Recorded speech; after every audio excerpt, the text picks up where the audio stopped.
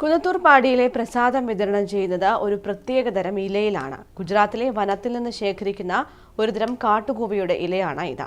പാടിയിലെയും താഴെപ്പൊടിക്കളത്തെയും പ്രസാദ വിതരണത്തിൽ ഈ ഇലയുടെ പങ്ക് വളരെ വലുതാണ്. പൊതുവെ ക്ഷേത്രങ്ങളിൽ ഭക്തർക്ക് പ്രസാദം നൽകുന്നത് വാഴയിലയിൽ ആണെങ്കിലും കുന്നത്തൂർ പാടിയിലെ പ്രസാദ വിതരണം പ്രത്യേക ഇലയിലാണ്. ഗുജറാത്തിലെ വനത്തിൽ നിന്ന് ശേഖരിക്കുന്ന ഒരുതരം കാട്ടുകൂവയുടെ ഇലയാണ് ഇത്. പാടിയിലെയും താഴെപ്പൊടിക്കളത്തെയും പ്രസാദ വിതരണത്തിൽ ഈ ഇലയുടെ പങ്ക് വളരെ വലുതാണ്. പ്രകൃതിദത്തമായ ഒരുപാട് ഗുണങ്ങളുള്ളതുകൊണ്ടാണ് ഈ ഇല പ്രസാദ വിതരണത്തിന് ഉപയോഗിക്കുന്നത്. പെട്ടെന്ന് നശിച്ചു പോകില്ലെന്നതാണ് ഈ ഇലയുടെ മറ്റൊരു പ്രത്യേകത.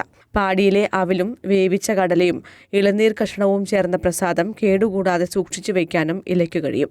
ഗുജറാത്തിലെ അഹമ്മദാബാദ് ഭാഗത്തെ കൊടുംവനത്തിൽ നിന്നാണ് തൊഴിലാളികൾ ഇലകൾ ശേഖരിക്കുന്നത്. 2017 കോയമ്പത്തൂർ വടനാപ്പള്ളി മുത്തപ്പൻ മടപ്പുര ഉത്സവത്തിന് ചെന്നപ്പോഴാണ് പ്രസാദ ഇല മാനേജിംഗ് ട്രസ്റ്റി കുഞ്ഞിരാമൻ നായനാരുടെ ശ്രദ്ധയിൽപ്പെട്ടത്.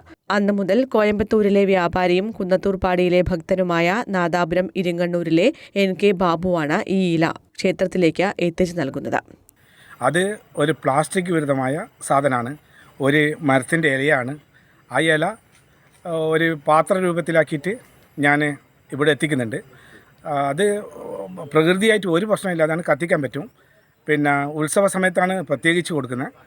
ഉത്സവ സമയത്ത് ഏകദേശം 1.5 ലക്ഷത്തോളം പീസ് ഞാൻ കൊടുക്കുന്നുണ്ട്.